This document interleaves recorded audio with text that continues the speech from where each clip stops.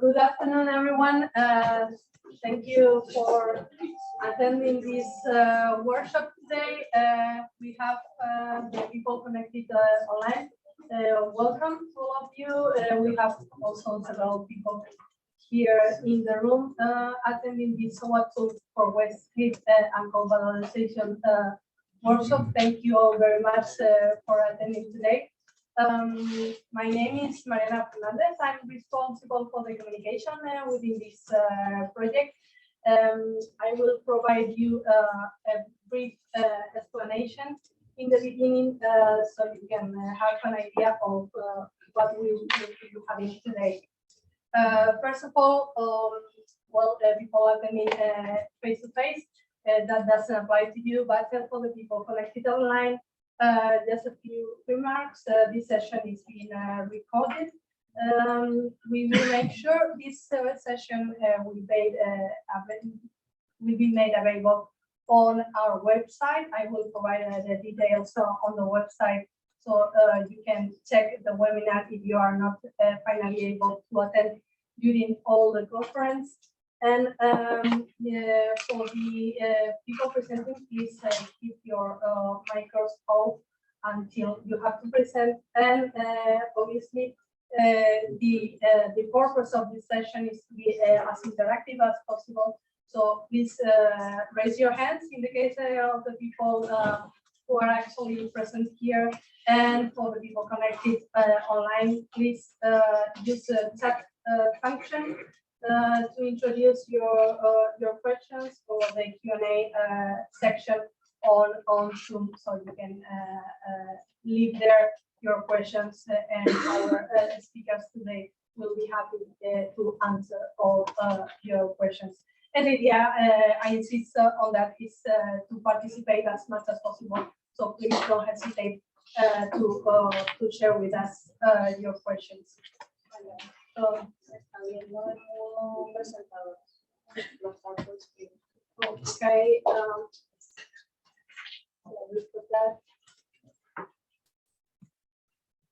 think it works. Okay.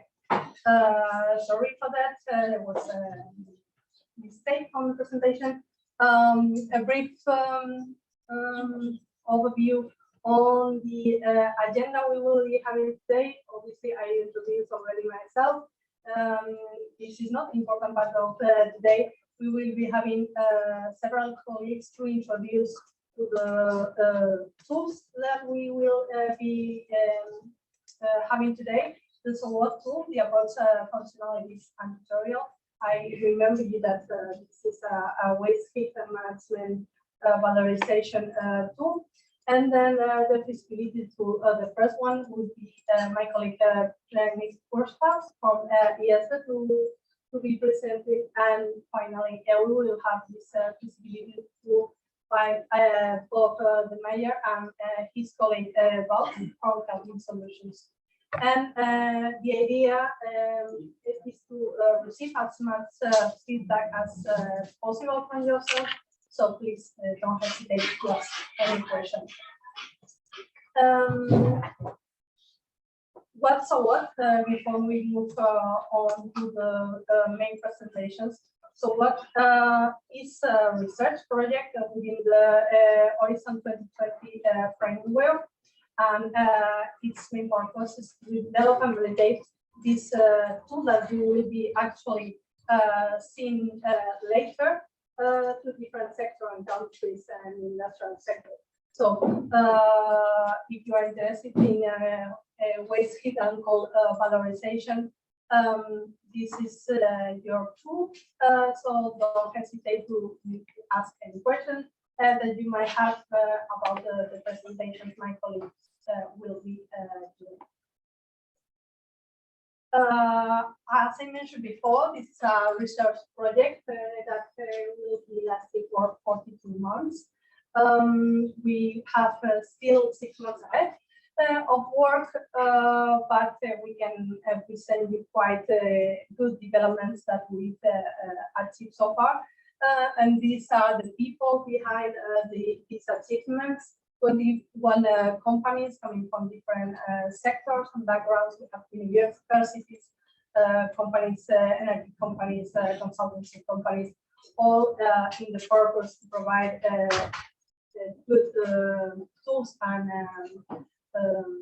work to guarantee this waste management and code is actually well managed. I was telling you before that we have this website. Well, you will find more information on the project, and obviously, if you cannot join us for the rest of the session, you will have over there uploaded the session of today. But I also invite you, of course, to follow our social media channels on LinkedIn, on Twitter, and don't hesitate if you have any question, maybe later after the webinar. You can also send it through the email address that you have right now on the screen. And I will leave now the floor to my colleague Nick, who will be speaking about the tool I was mentioning before. So, Nick, the floor is yours. Thank you very much. So my name is Nick Purshouse, and I work for a company called IESVE.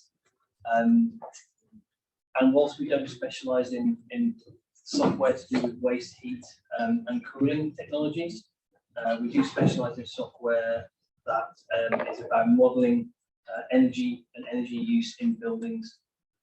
And through the So What project, we've enhanced our software to be able to simulate waste, heat and cooling technologies, both at a single site and at community scale. To do that, we have I guess, a two-part offering. We've created a free online tool that is really to be used as a guide, as a starter, to allow a user to understand the rough potential before they go on to conduct more detailed analysis about what they can do with with their waste, heat and cooling. And then there's a more advanced tool that is desktop based and will require some element of expertise. And this is about really simulating all different kinds of waste heat and cooling technologies and district heating and cooling networks at a much more detailed and sort of time series based level. There is also added technical and economic analysis and decision support at the end of that analysis. So who are the typical users that are going to use these different kinds of tools, and in what context would they use them? There are, I'd say, three key sort of different organizations or types of users. We've got sort of, people coming from an industry perspective who would just really like to know what waste heat or cooling do they actually have in terms of potential they're not recovering at the minute in their factory. How can it be used to supplement other processes? How can it be used to turn that into some form of energy? Or if they can't do that, then how can they actually use it to supply heat or cooling or power to their local community?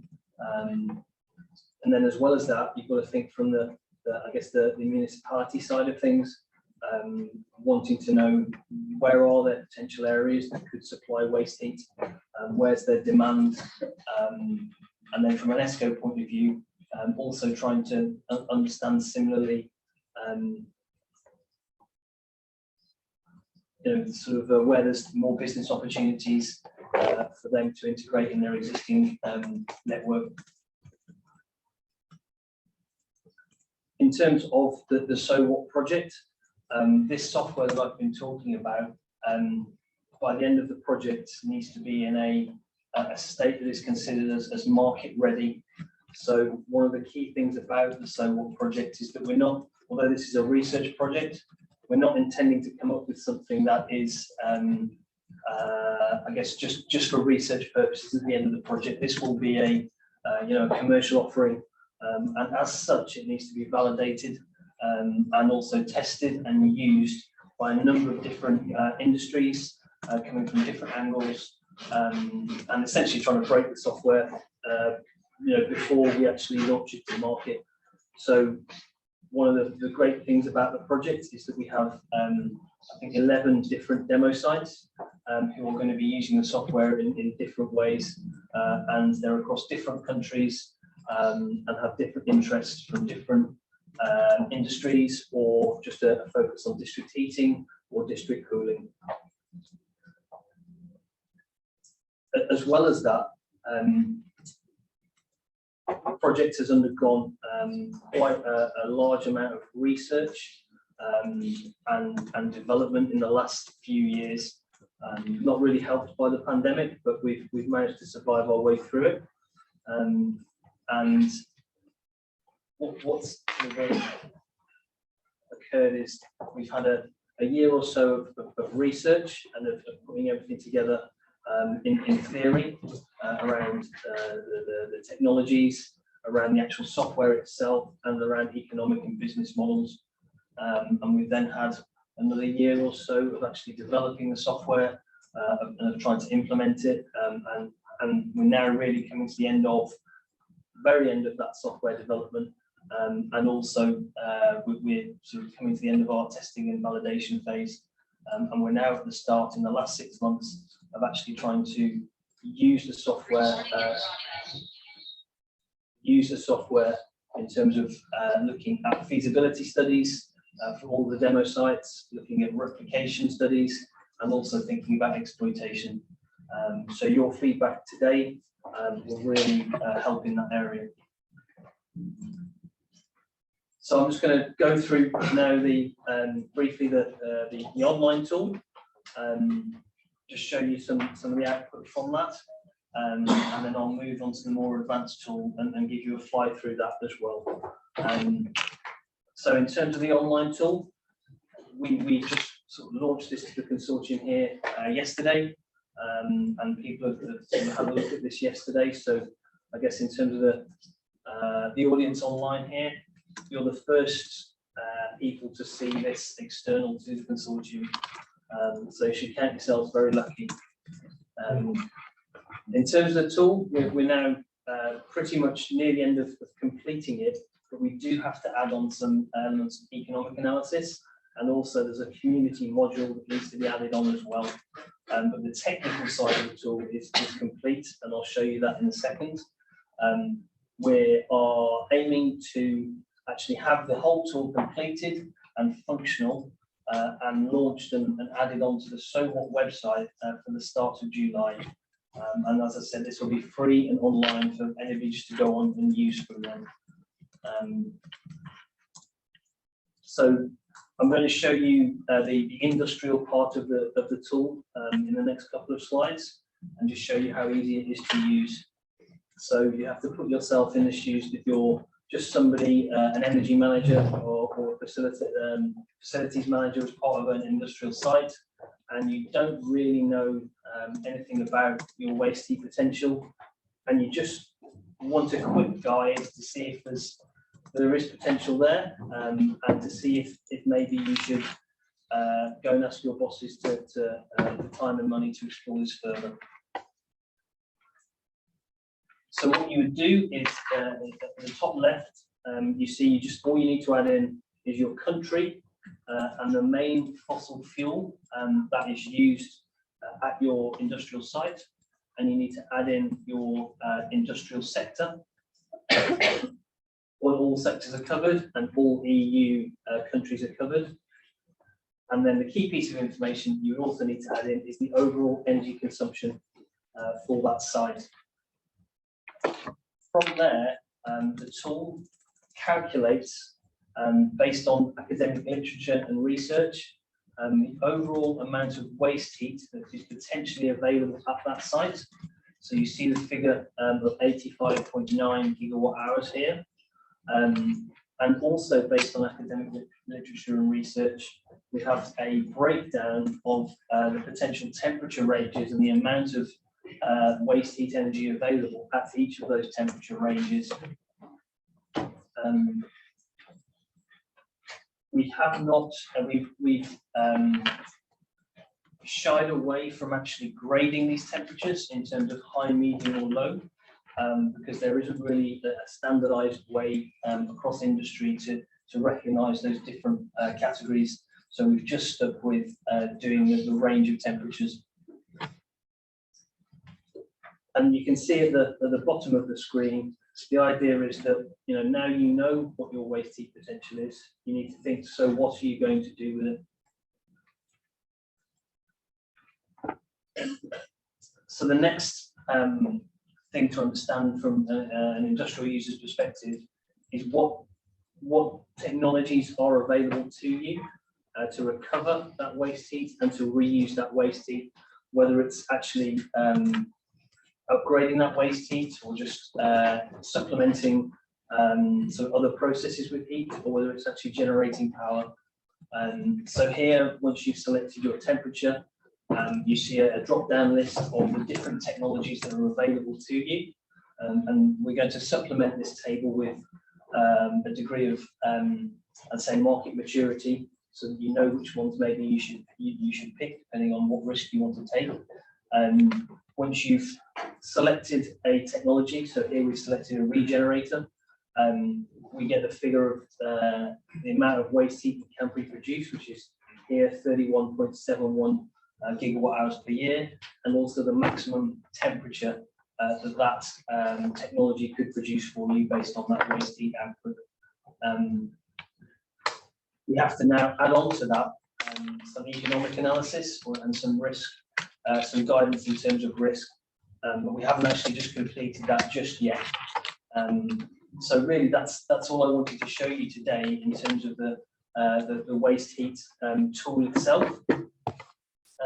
Before moving on to the more advanced tool. So as I said, this will be live from the end of, from the start of July, and we've just got to put in some guidance as well around how you could use this from a community perspective, but there won't be any simulation in this about district heating technologies. It will just be more of a guide as to how you can, from an industry perspective, and also from a I guess a community perspective, try and understand what the waste heat, or what the heat demand is, or could be for your community, and where the areas are that you can actually try and supply that demand. So, as I said, live from the start of July, there's still some things to implement. So now if we move on from that to our more advanced tool, this goes into a lot more detail, a lot more granularity. As part of this tool, you're not just getting something that can show a yearly analysis of what sort of you could do with waste heat. We're going down to 10-minute intervals here. We're also coming at this from a more detailed level from a community perspective, and I'll come on to that soon. There's also much more decision support for different types of users that are going to sort of have access to the software. And most of this is desktop based, but the reporting and decision support side of things is actually online. So there's three, I guess, key elements through the software. One is about baselining and trying to understand what do you have at the moment, if you don't understand that. So we've tried to build the capabilities to have that baseline based on minimal data collection.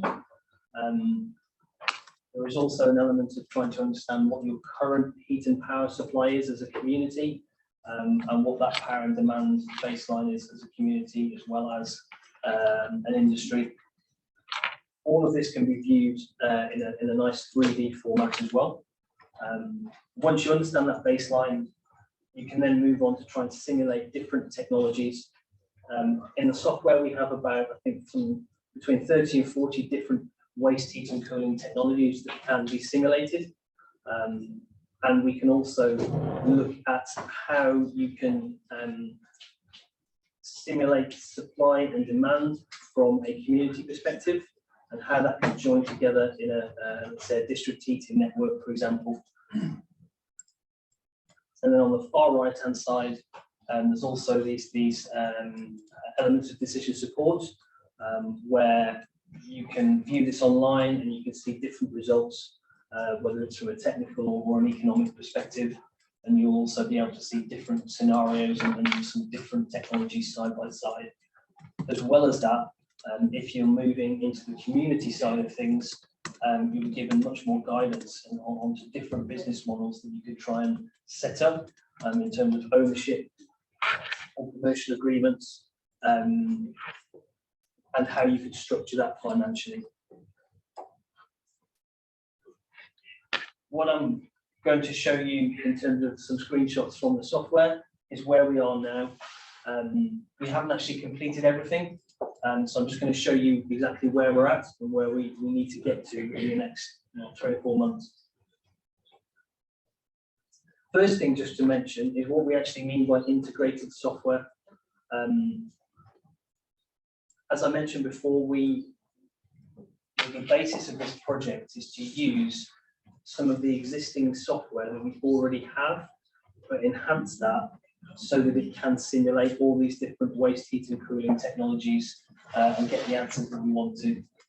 And all of this is supported by an online, or will be supported by an online workflow. So although we are looking at separate pieces of software, they are all joined together by an online workflow, and they all allow smooth data exchange from one piece of software to another via APIs. I know this diagram looks a bit messy with lots of different arrows, but really on the left-hand side, where it says sort of iScan and VE, they're 2 different pieces of software that allow you to collect, process, and input data at different levels of complexity. And then from there, we move across to actually embedding that data in building models, so you can view this in like a 3D model, but also add that data to create your waste heat and cooling baseline, and also simulate different waste heat and cooling technologies and model supply and network and demand potential. On the far right hand side, there is a piece of software called Plant Heat, and that allows us to assess energy demand locally, and also assess the potential for renewable energy supply of a local area. And all of these things added together all link in and exchange data, and can simulate what we need to, and also can connect into an online dashboard to show nice views and nice reports at the back end. Just in terms of data collection and processing, this is an online tool. We've got this set up for all of our demo sites here. And when I talked about minimal data entry or data collection, we try to account for different use cases depending on what level of data you actually have at your industry. It could be that you only just have utility bill data for a particular site, in which case we can deal with that because there's ways that we can break down that billing data, as long as we've got information on processes and services that exist within an industrial site, and we can create rough profiles then of the I guess the energy used by different processes and different machines, and also the waste heat output from those. We can also just deal with partial submetering, a mix of utility bill and submetering, to actually try and produce the answers that we need. And as I said, we're trying to get down to a level of 10-minute intervals. So you can tell, on a particular day of a particular year, the actual waste heat potential down to like a 10-minute interval, so you can really start to see what you can do with it. We also have a piece of software that supplements this, that allows you to input HVAC details and actually build a much more detailed internal diagram and processes within your building. So that's just to supplement it. This is just a view then of the software that allows you to look at this from a building perspective. and actually sum up a lot of this data in terms of energy and heat and cooling use in your building. This is the view of this in a, I guess, a view-only format and a 3D format that you can see and share with people. Here is a view of, I think, a baseline view where we've set up those buildings that you were just seeing on the view before, but also now added this as an electricity, heat, and waste heat network. So you can see different nodes there that apply to those sort of different buildings, and it's showing the different electricity and heat supply to those buildings, also showing where the waste heat is coming from those buildings. And through that, you can then select our 30 to 40 different waste heat potential recovery technologies to understand the potential to use that waste heat. Now, we haven't actually got to the stage of simulating in our demo sites fully those technologies. So I'm not going to show you the results of those today. What I'm just going to show you next is what we've set up in terms of decision support. And this is now an online tool that we can give access to whoever would like access to it from different sites, and we can set it up according to whether you just want to see technical analysis, whether you want to see community analysis, or whether you just want to see economic analysis. We can set it up in different ways. So here we've just got a view of the So What project demo sites, and then some of the different clusters that are involved in the project.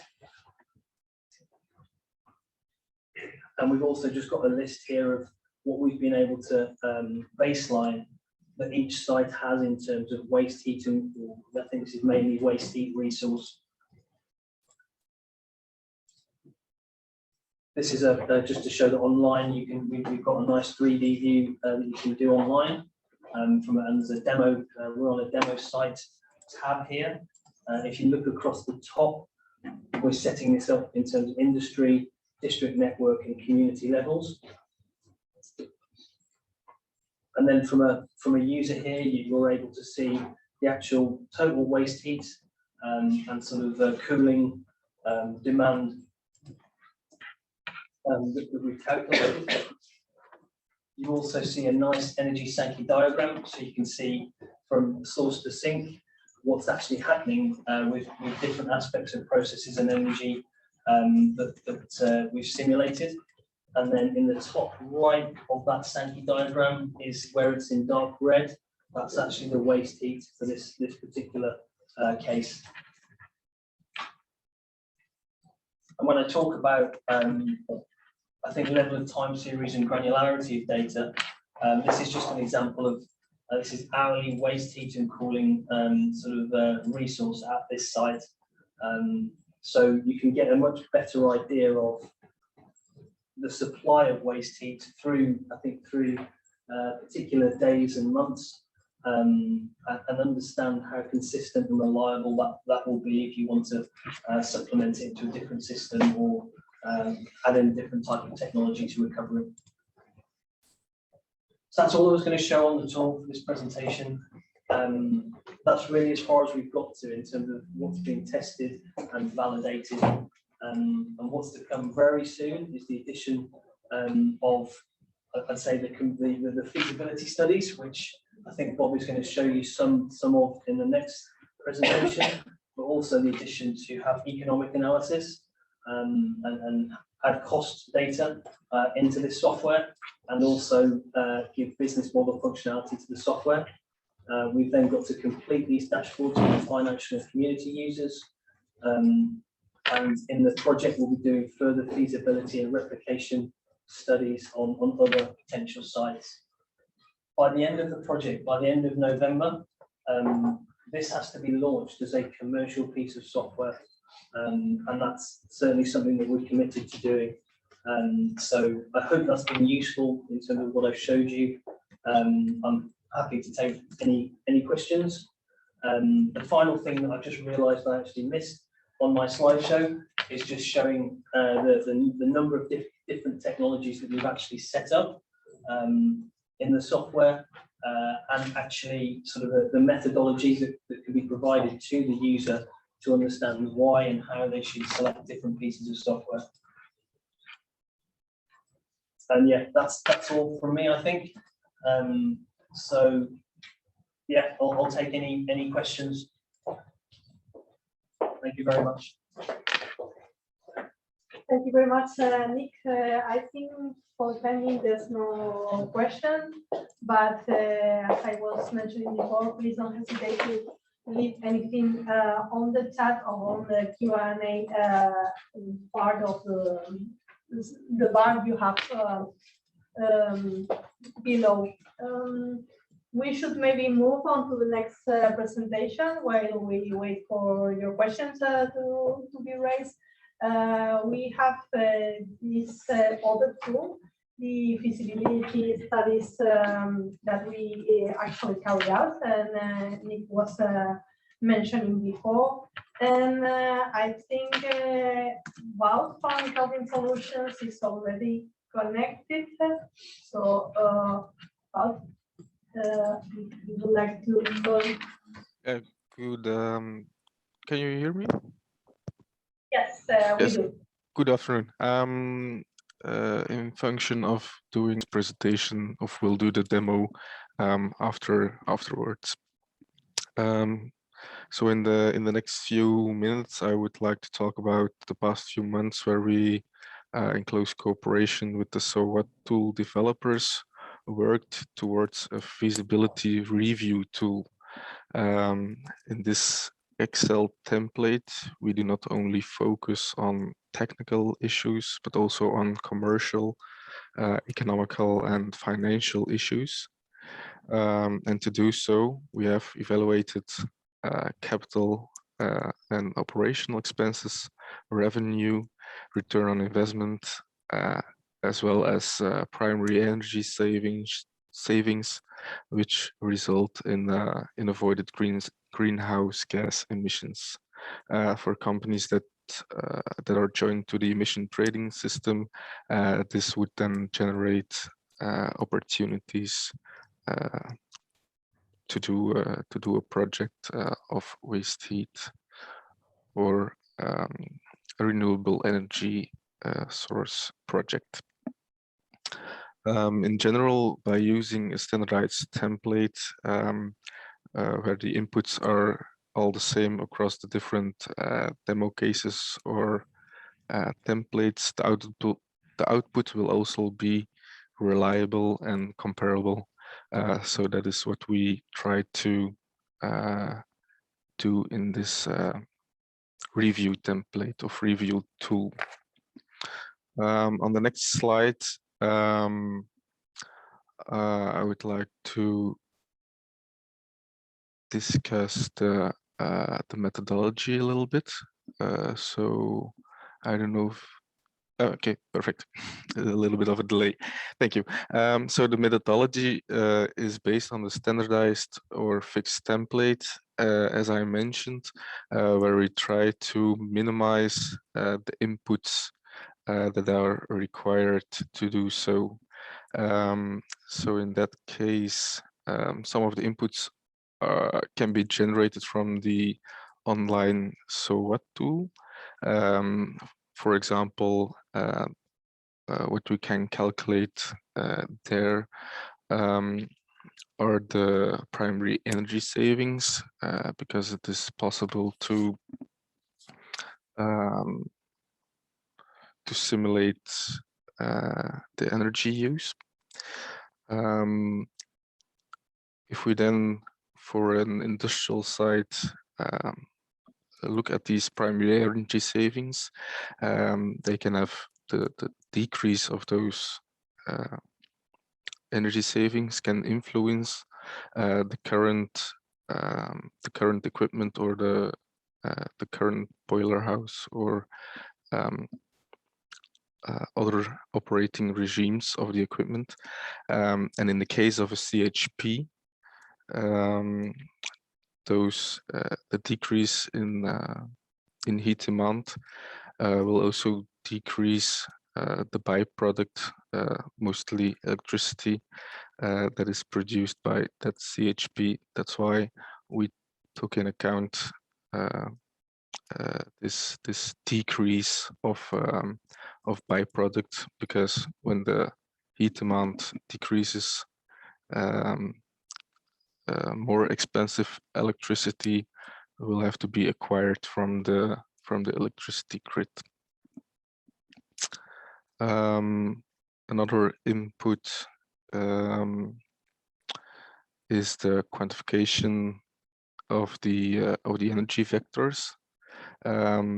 These are very country depending values or costs. For example, the cost for the different energy vectors like natural gas or electricity will depend on the local energy mix or the local sources and so forth. Another input that is required are financial parameters like taxes, ETS related values, the abundance of waste heat, and these are also mostly even demo case or project or company depending values. That's why they have to be they have a specific input, so the template can be filled in with correct information that comes from the demo sites. Finally, the more difficult calculation we will find in the final output, final input, and that will be the investment to attain the energy savings by the implementation of the waste heat recovery or renewable energy source. This the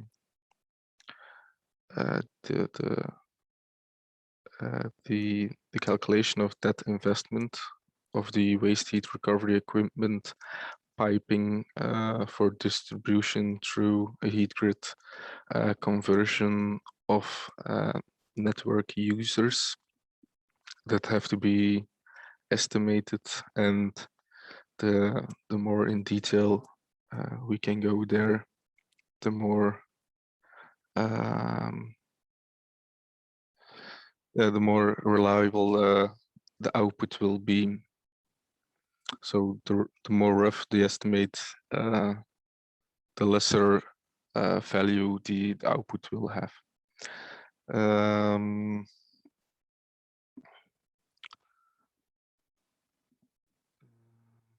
Yeah, and then the final input can be the operational income or expenses from the implementation. On the next slide, then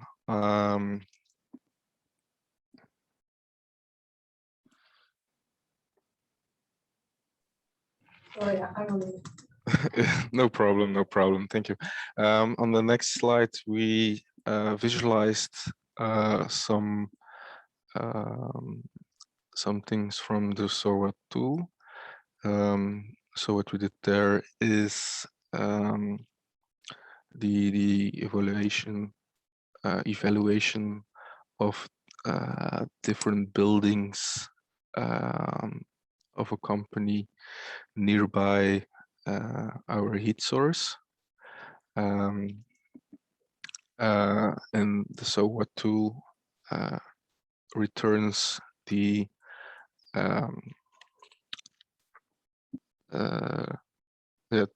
SOA tool will return the energy that is required when the demand can be filled in with a carbon neutral source.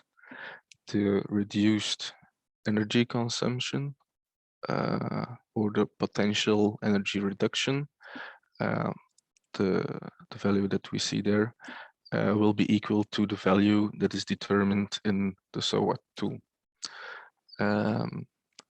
Next, the vector to heat efficiency, the percent that we, the value that we see after the potential energy reduction, will also be an input to our review tool, which is estimated or based on actual calculations on the side of the demo case, so that that we can estimate the losses actually in as much detail as possible. That's the meaning of the percentage. On the next slide, then we have some more input values of our review tool. In the first case, as I told you, in the specific case of a CHP that does do co-generation, in the case that it is driven by heat demand and the heat demand decreases, this will result in lesser operating hours and thus also in the production of the co-generated energy source, which is most likely electricity. So in that case, the project or the specific demo case should try to estimate the loss of that co-generated energy, because in the future, the decrease of heat demand must be compensated by, or the electricity loss then must be compensated by additional, more expensive electricity from the grid, and that is a value that that has to be filled in there. This can be a rough estimate. Again, the more detail is the more detail that can be given there, the more valuable the output will be. After that, there are following some financial parameters. We have reduced them to 5 entry values, which are, as said, company and country dependent. For example, the corporate tax is, or can be even, depending on the scale of the demo site, can vary. So the corporate tax in Belgium for large enterprises is 25%. Another financial parameter is the runtime of the model. It is set here for 30 years. It's quite a long period of time, but it's because the district heating net has a much larger lifespan than other equipment, and the investment is quite big as well, and thus the project will run over a large period of time.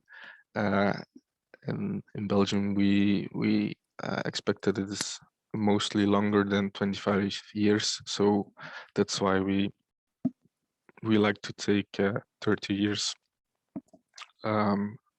to overview the project or to evaluate the financial analysis on. Then we have an interest rate, which is also country dependent. This represents the devaluation of your money, as well as the increase of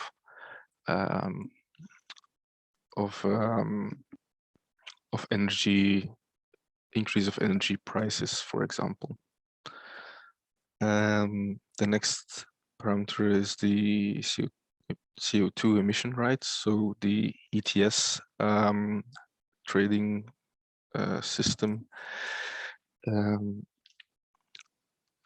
which values that are joined in this trading system, they can fill in this value, and the decrease of fossil heat demand will certainly, or in retrospect, have an influence on the emitted CO2 values, and thus is a gain for the project.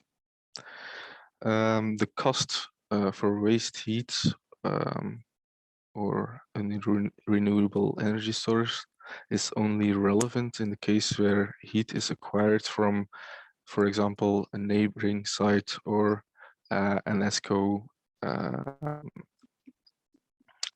In this case, it wasn't relevant. Yeah. The next block or table reflects to the energy vectors. This can be natural gas, but also every other fossil fuel, and it is divided into two rows.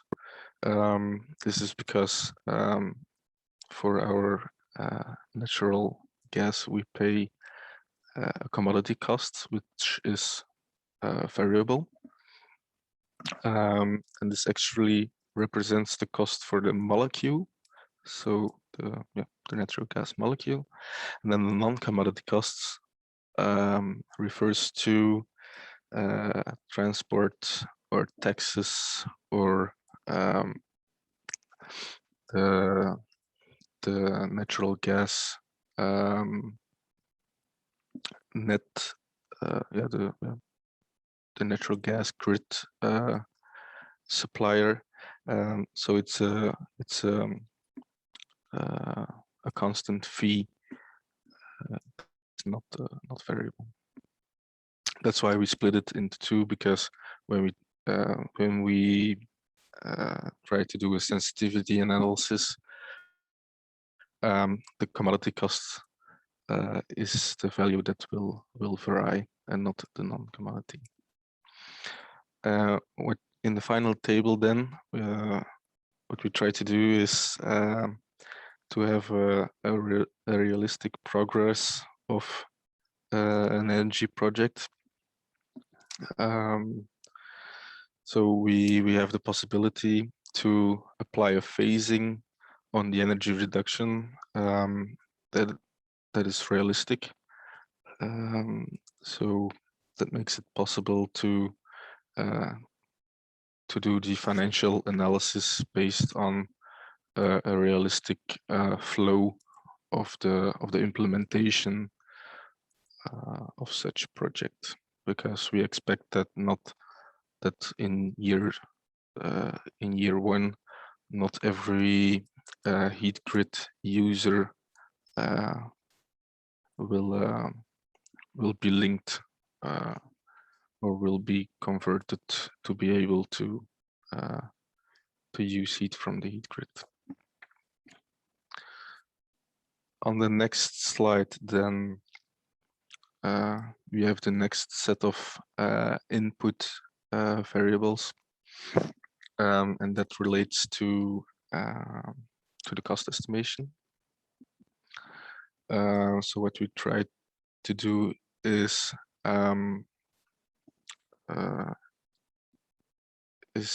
try to do an estimation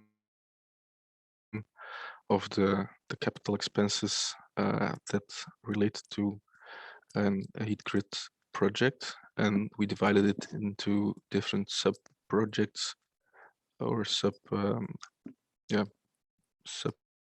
tables to make it more easy to vary the depreciation or the phasing of the investment, because the waste heat recovery equipment can be done in maybe 1 or 2 years, but the distribution network can take a can take a very long time or much longer time to finalize. So it's just an overview to be able to yeah, to be able to keep an overview on those different sub posts or projects. The phasing and the costs and depreciation periods are, of course, financially driven. However, they are important to take into account because it will influence the spreading of the project as well as the determination of the taxes. Yeah, these values are necessary to be able to do a final financial analysis. Therefore, they are put in here as a variable and an input. On the next slide, then we are able to visualize the outcomes, the outputs of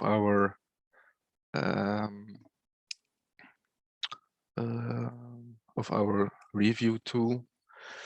And the first output is the internal rate of return. This is the value that represents the financial feasibility, so to say. In more difficult words, it is the discount rate at which the net present value of the project equals 0. The next output that we generate is a graph which represents the break-even point analysis, which is calculated on the base of two values. So in the first, it is the number of years on the x-axis, and on the y-axis it is the revenue. So the point at which the two lines cross, that is the point where your project starts to make profit. And we made the same graph with the cumulative reduced primary energy. On the view, it is the same graph, but in this case, it represents the cumulative number of primary energy that you have to have reduced to start to make profit. Another value that is represented are the avoided greenhouse gas or CO2 emissions. It's for demo sites or industrial sites, this value will be of great meaning. Therefore, it is visualized on itself. Why are there two different values? That is, the first one is on yearly basis, and the other one is on the runtime of the model. What you don't see here is that in the case of the CHP, it is possible that you have to get additional energy, additional electricity from the grid.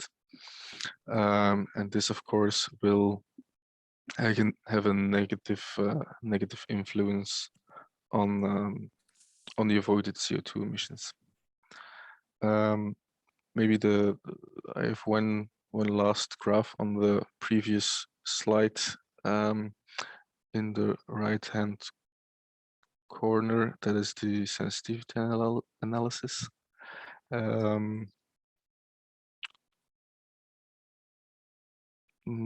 If we can go back, maybe when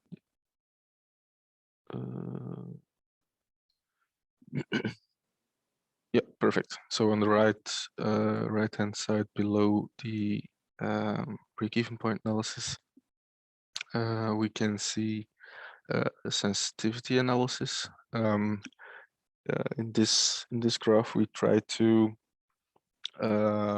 evaluate the most difficult cost to estimate. So and the impact of that estimation on the internal rate of return. That is what's represented there. And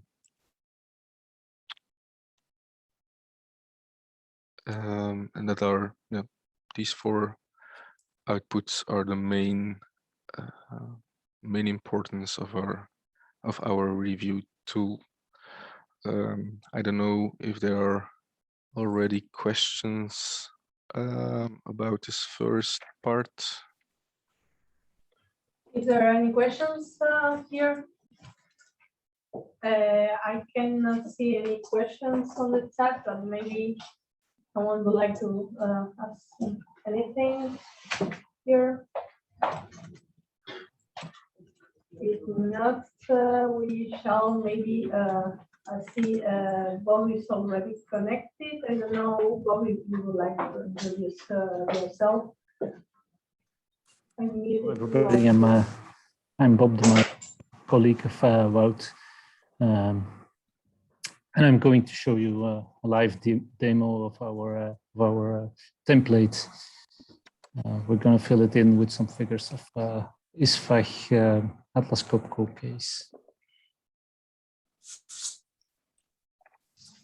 Whenever you are ready, please tell me and I will start sharing the screen so we can share yours and show that demo. Right.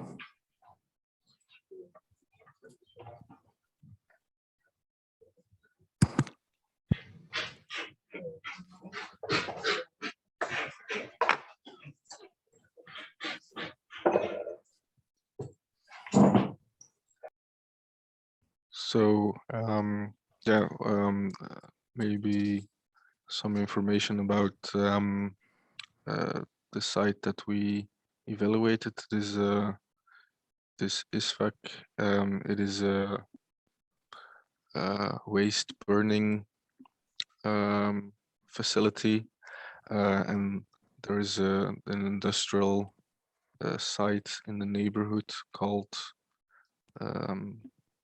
Atlas Co2, and we're trying to evaluate whether it's feasible to connect these two production and user, and Bob will now try to yeah, visualize and go through the review tool together and how it is filled in. Is my screen visible? Because I share my screen. Okay. Yeah. Okay, thank you, Wout. Yeah, as mentioned by Wout, we're gonna follow the different input steps and see what comes out. First of all, at the right side of my screen, you see some inputs, and in column D, the source is mentioned. Of course, from our SOA tool, we simulated how much heat demand there was at Atlas Co2 buildings, and the buildup of the gas consumption, of the calculated simulated gas consumption today, depending on the building's size, age, and insulation grade. With the SOA tool was simulated that it was around this year consumption, depending on the meteorological year. It's calculated on the year 2020, and we also had a real consumption, and it was quite nearby, so that was reassuring. As mentioned in the first page, you have to choose energy factor, the primary energy source that is used for the moment, that will be replaced by another heat source, waste heat. This case is natural gas. In the background, there will be calculated. There will be some calculations to see what it means in gigajoule, etc. The potential energy reduction per year mentioned here.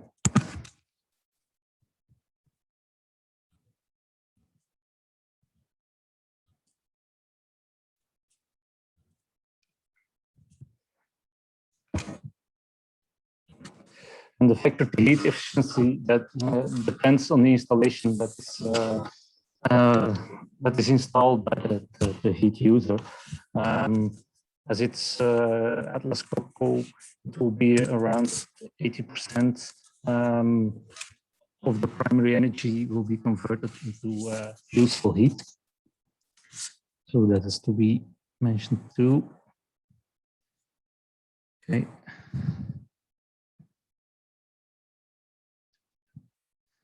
You see already a build-up at the right screen of a total reduction. Potential energy loss per year, decrease in electricity production. I think Wout already mentioned it, but if you have combined heat and power installation as a heat source, by using waste heat, the efficiency of the electricity production goes down. Usually that's around, depending on what stage, what pressure stage the heat is retracted, it will be around between 5 and 15% of the heat of the waste heat you're gonna take from that source. So in this case, we took around 10%. And we challenged it also with IESVE, and they have confirmed that will be the case. So 10% of the heat.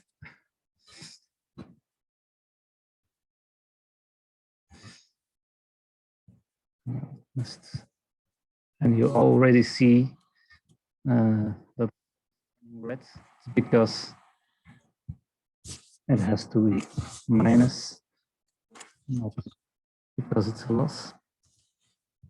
Okay, so there are some builds in to be sure you don't make too many faults. It's not totally foolproof, but there are some markers put in. Okay, for the gas prices, a very important input, the parameters of the primary energy cost. If you see at the gas prices during beginning 2020, it was around those prices in Belgium. If you look at them now, you see the difference. You have to be in a case with waste heat. This is a very, very sensitive parameter. It will make or break your business case. So we put in now 40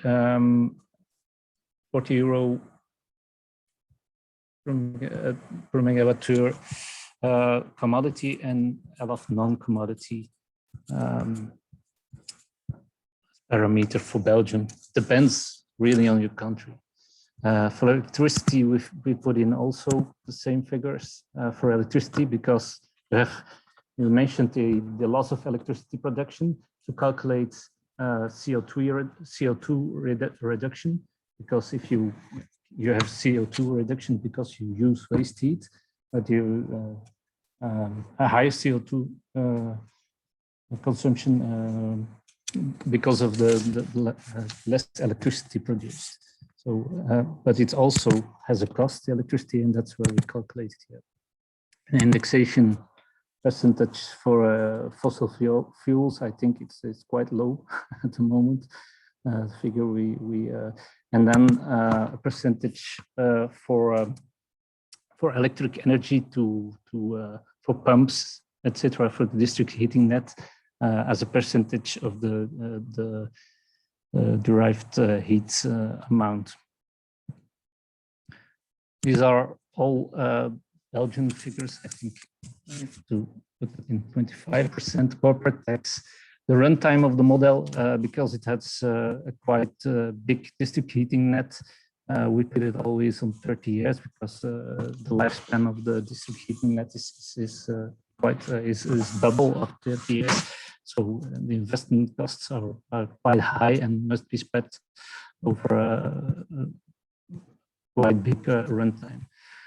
Discount rate for the cost of money. And then CO2 emission rights, also a very sensitive parameter who is quite high for the moment, but in 2020 it was quite low. So you see that there is already very much sensitivity.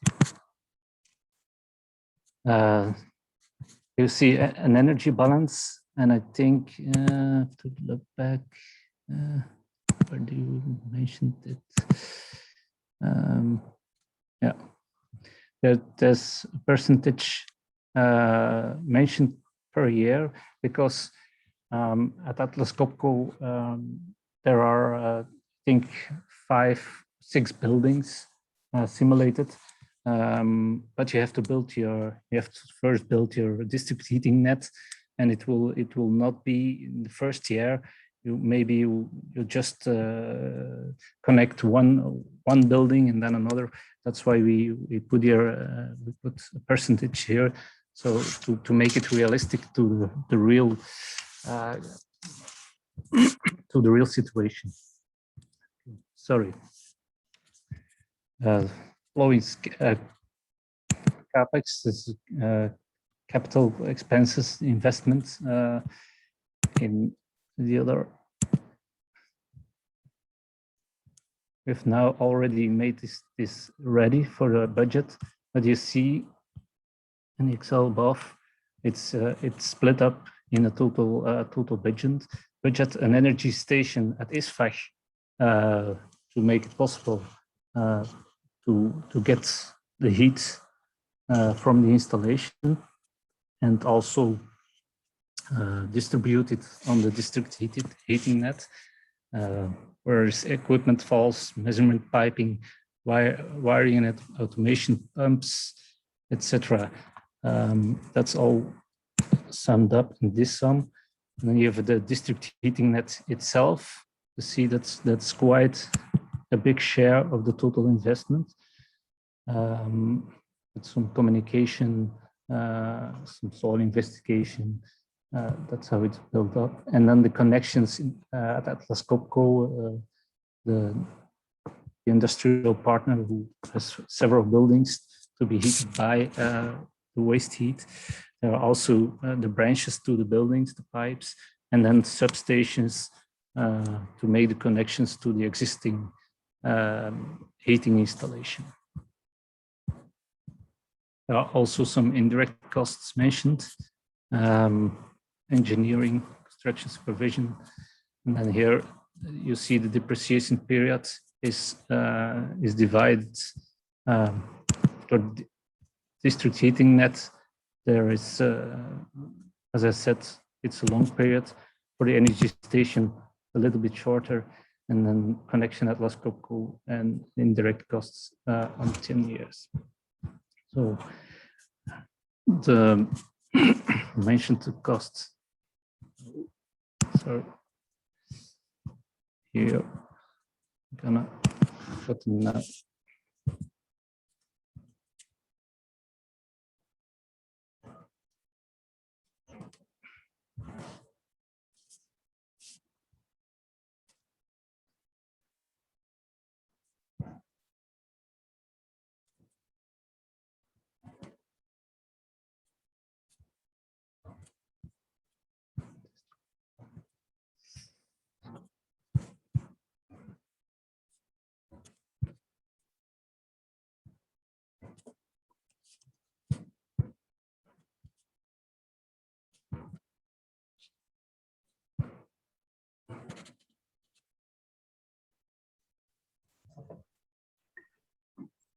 So while it's trying to find those figures, just a quick reminder, if you have any questions, please, you can ask it on the chat or on the Q&A section on the bar you have below. Don't hesitate to ask any questions. Okay, now we filled in all capital expenses, all investments, and we also put in local support through subsidy or other means. In Belgium, there's a call to do so, and it's about 30% of the total investment on waste heat recovery installations. So all included those items. We also have avoided costs who are from the reference installations. So if they would renew their existing heat source, they also have costs, and we built them in as an avoided cost. And we mentioned the installation here of the current installation. So if it's not already fully if it's not yet, how do you say it in English? Depreciated. Depreciated. It's not fully depreciated. It will take in account for only a part. Yeah, depreciation mentioned here. Okay. As OPEX operational expenses, we take typically, and that's mentioned, I think here. See, no, it's not here. Yeah, OPEX. You can here change the percentages. As OPEX, we take a percentage of the capital expenses for technical components and for maintenance of the heat grid. These are typical numbers, benchmarks were international common used. So we took 1% for the heat grid, maintenance of the heat grid, and 2% for the other technical components. That's so here mentioned. The same percentage can be used for the avoided cost, because the actual installation has to be maintained also, and you get avoid maintenance for the current system installation. I already put that in here also. And then magic with the depreciation and all in this column, you get an IRR, internal rate of return percentage of 8.5 and a net present value of 8 million over 30 years. That's quite nice to see as an output, but we've seen with the inputs and the parameters that there is high sensitivity. Yeah, you also get some figures about break-even point analysis, where it's mentioned total cost, so you can see it in time where your break-even point is, but also in heat transported amount when you get the break-even point. To go further on the sensitivity, we built in. It's quite manual for the moment, but in the future, when it's introduced in so what tools should be automated, I'm going to make a little bit smaller. Oh, that's too small. See the graph. We took some. Excuse me, Bob. Could you please maybe put it bigger, because it's difficult to see what's. We can see the final figure, Okay, but not the. Is this better? A bit, but maybe 100%. I will show the graphs and fill in. Okay, thank you. Otherwise, what you see here is a sensitivity analysis. For example, you have now an actual estimated substituted energy of natural gas consumption But suppose Atlas Copco is expanding, is building, and tomorrow they have a bigger heat demand than today. You can adjust in this tab by saying, oh, suppose they consume 20%. They have a heat demand that's 20% bigger. What does it do? With the internal rate of return? You'll see with the actual figures, it would be 7.7. If there's 20% more heat demand, it will be 9.3. If there's 20% less, it will be 5.9. So that you can do also with evolution of energy prices, electricity price, but also with material equipment pricing, because there's a high sensitivity on those things today. So we put it in for already a few. I can do it, for example, for evolutions of price CO2. I could do it now, for example. It's already been done. See.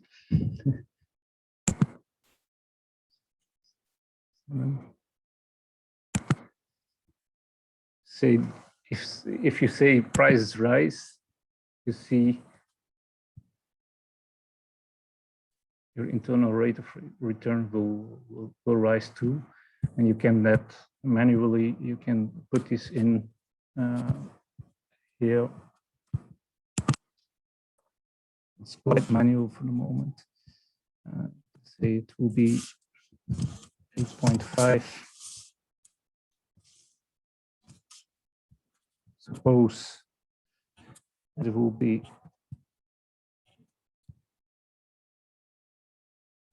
lower.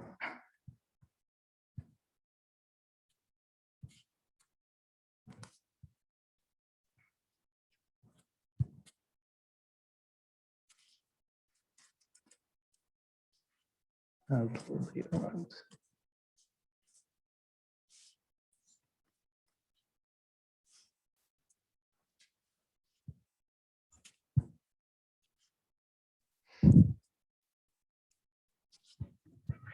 It's acting strange. He's jumping from one cell to another. No worries. Just a quick reminder for the people connecting online, please send your questions through the chat. So Bob or maybe our colleague Nick on his previous presentation can answer them to you.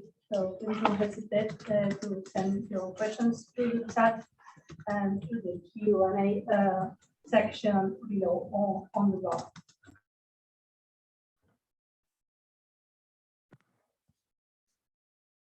Didn't understand the whole conversation, so but I'm practically at the end of the story. So shoot if you have some questions, and then I can clarify. I see no questions. Yes, there's direct questions here in the WhatsApp. I will try to say to you. Yes, please go ahead.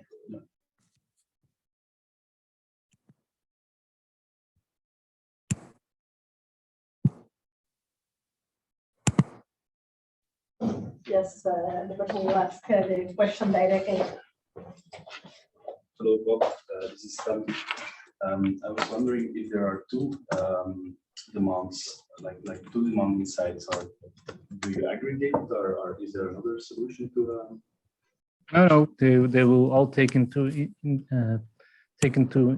account in the first year. See, you can mention more primary energy vectors. So, for example, if they, in this case, Atlas Copco only uses natural gas for their heat demand, but you can here select also biopetrol, biodiesel, choose a whole amount, and then you can divide the heat demand in over the different energy vector, primary energy vectors. So with different efficiencies, and it will be taken in account in the energy balance.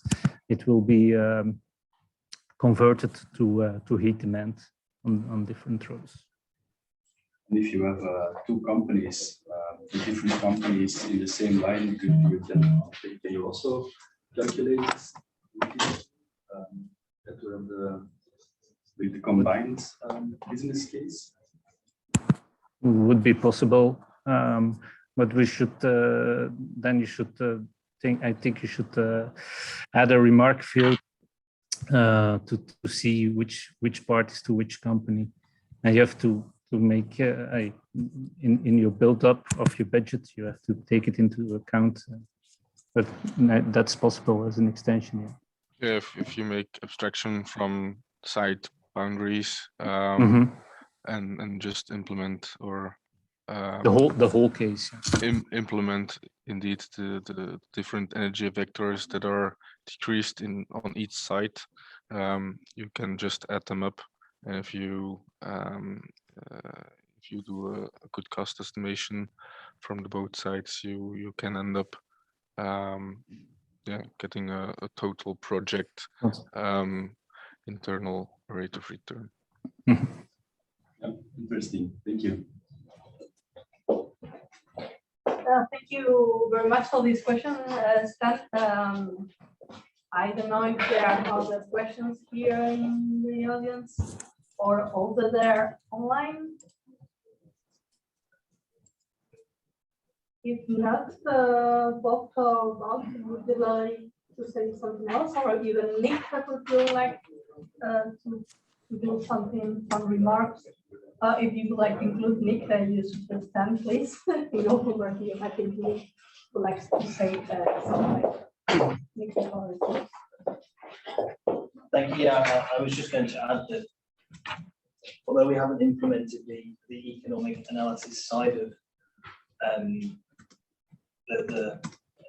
we haven't implemented that in the software yet, the intention is that we do implement that relatively soon. Perhaps not in as much detail as Bob has gone into here, but something very similar to this would be implemented in the tool, so that you wouldn't be doing analysis in an Excel way. It would actually be very much in the software, and that's sort of the key thing that we're missing at the moment.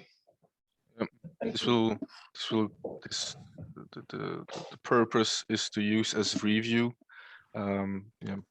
Yeah, and the build-up has to be will be very similar. Yeah, already this tool to yeah.